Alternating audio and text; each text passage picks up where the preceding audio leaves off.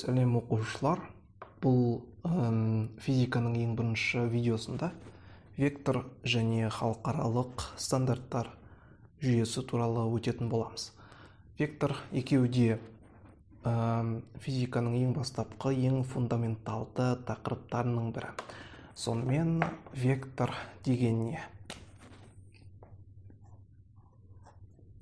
Вектор.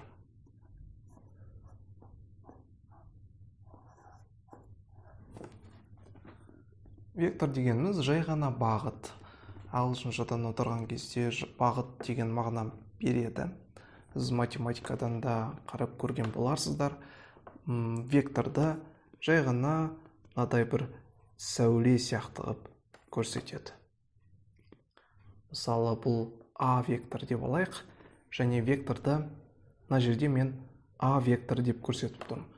Векторды көрсететін кезде үстінен мынадай сәуле арқылы көрсетеді. Немесе бұлай.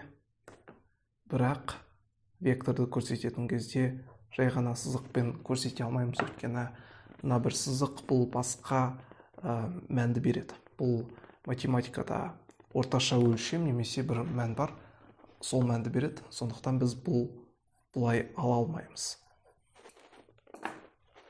Енді векторларды қосу және азайту туралы айтайық. Векторларды қосу. Векторларды қосу дегеніміз қалай? Мысалы, бізге А вектор берілсін, мынадай А векторы. Және Б вектор берілсін. Екеуін қосатын кезде, екеуін қосқан кезде біз қалай таба аламыз?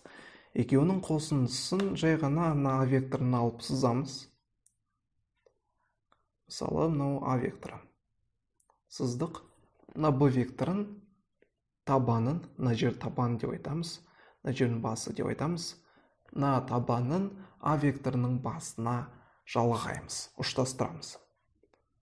Сол кезде шамамен осындай болады ғой. Осылай сызып алдық, және А векторының табанынан Б векторының басына бір үш бұрышты толықтыратын вектор сызамыз. Сол кезде осы вектор А плюс Б вектор болады. Мына бір ұзын вектор бізде А плюс Б векторы.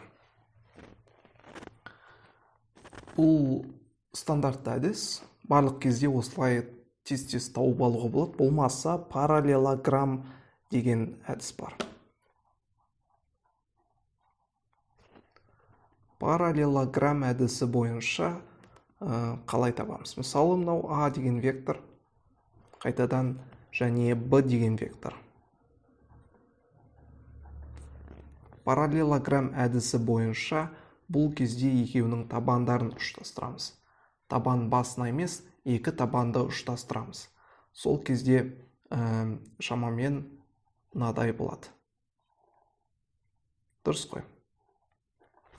Мынаны алдым, градусын өзгертпей қойдым. Мынаны алдым, градусын өзгертпей қойдым. Ұштастырған кезде енді А векторіне параллель үзік сызықтар сызып аламыз. Параллель деген өздеріңіз білесіздер, бұл градусын өзгертпей қиылыспайтын екі сызық. Екеуі қиылыспайды. Дәл сол сияқты Б-ға параллель түсіріп аламыз. Мына бір жерде екеуі қиылысады. Осы жерге мына бір екі табаннан вектор түзейміз. Осылай болады. Және осы бір вектор, мына бір вектор А плюс Б векторы. Бұл параллелограмм әдісі бойынша. Векторларды азайту қалай болады? Векторларды азайту.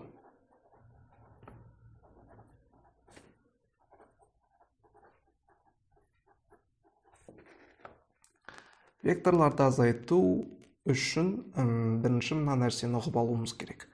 Мынадай А векторы берілсе, Мынау А векторы десек, бағыты оңға қарай қарап тұр. Егер солға қарататын болсақ бағытын, бұл минус А вектор болып кетеді. Мынау дәл қазір мынау минус А векторы. Мынау плюс А вектор болса, мынау минус А векторы. Және біз математикадан мына нәрсені білеміз. А минус Б-ны А плюс минус Б деп жаза аламыз.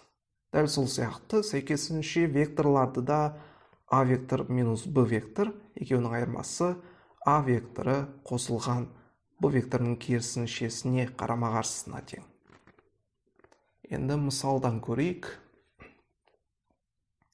Мына бір мысал А векторы және Б векторы.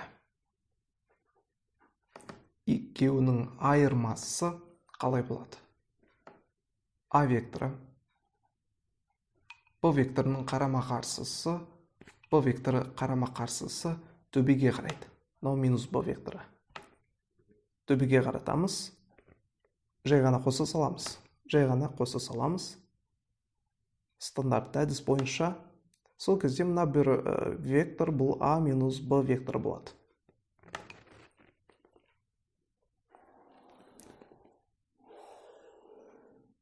Енді физикадағы шамаларға назар аударайық. Физикада барлық шамалар векторлық және скалярлық болып бөлінеді.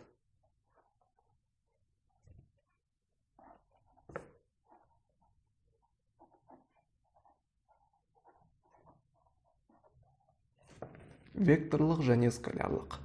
Векторлық шамалардың бағыты болады және оның шамасы, мөлшері болады. Мысалы, жылдамдық. Жылдамдықты біз былай айта аламыз. Мысалы, бір доп 5 метр секунд жылдамдықпен оңға қарай жылжып бара жатыр деп айта аламыз. Оның бағыты бар оңға қарай және шамасы бар 5 метр секунд. Дәл сол сияқты күш. Мына бір блокты алайық. Бір масса 10 ньютонмен төбеге қарай жылжып бара жатыр. Оның бағыты бар, былай қарай төбеге қарай. Және оның шамасы бар 10 ньютон. Векторлық шама. Дәл сол сияқты үдеуді ала аламыз, орын алмастыруды ала аламыз. Және тағысын тағы ала береміз. Ал скалярлық шаманың тек қана шамасы болады. Оның бағыты болмайды. Мысалы, уақыт. Біз 5 секунд оңға қарай, 5 секунд солға қарай, 5 секунд алдыға қарай деп айта алмаймыз. Оның тек 5 секунд екенін білдіре аламыз. Сондықтан бұл скалярлық шама. Масса дәл сол сияқты 5 килограмм алға, артқа, оңға қарай 30 градус көкжиекпен деп айта алмаймыз. Температура және тағысын тағы. Физикадағы векторлық және скалярлық шамаларды айыра аласыздар деп үміттенемін. Келесі бір-екі мысалды шешіп көрейік. Сонымен,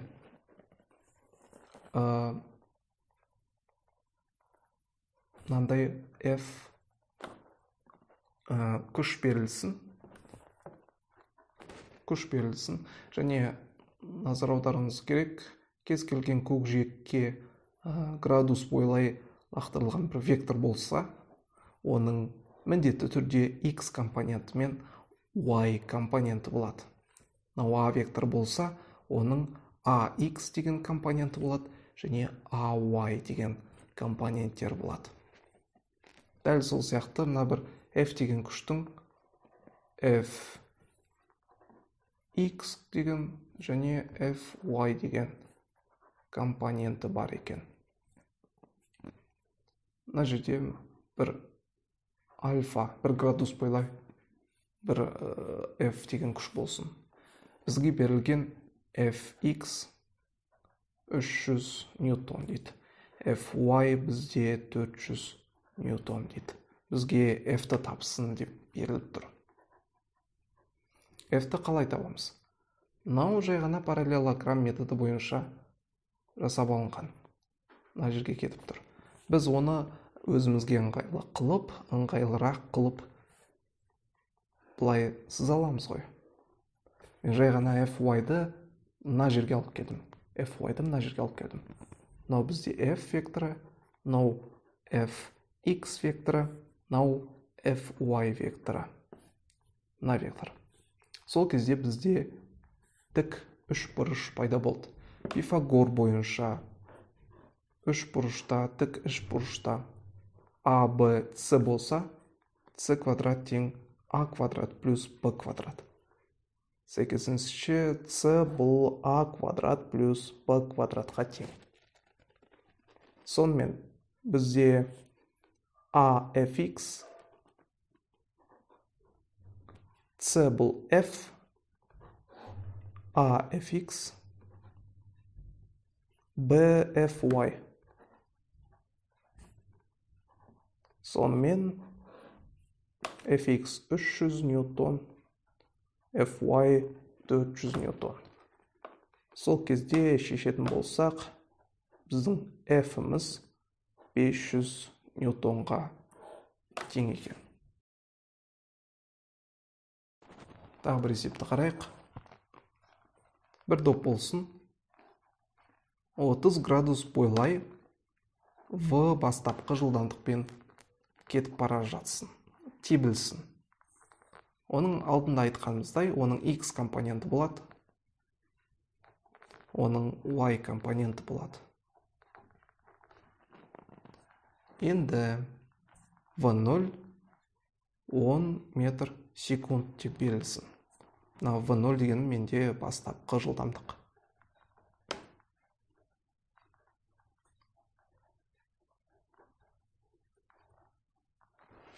Енді бізге v0x пен v0y, x және y компоненттерін табу керек. Біз өзімізге ыңғайлы қылып келтіріп аламыз. Жай ғана мына v0y-ды мына жерге алып келеміз. Сол кезде осындай тік үшбұрыш пайда болады.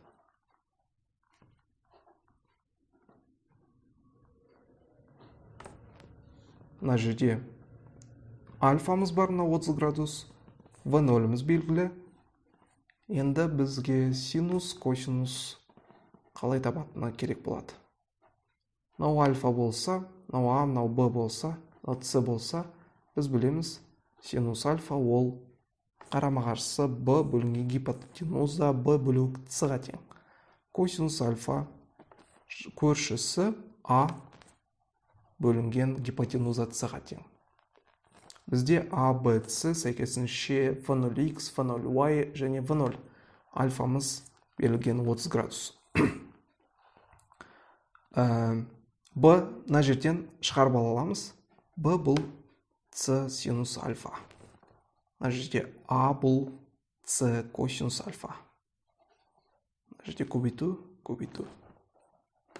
Енді b-міз біздің v0y. Дұрыс қой. С-міз біздің v0. Көбейген синус альфа. Бұл тең болады бізге v0 белгілі 10 метр секунд. Көбейтеміз. Синус 30. Бұл сонда 5 метр секунд болады. Енді мына жерге v0x табайық. v0x. А бізде v0x кетем. А бізде с косинус альфа екен тауып алдық мына жерде. С косинус альфа деген v0 косинус альфа. v0 деген 10-ға тең косинус 30. v0x тең 5 түбір асты 3 метр секундқа тең болады.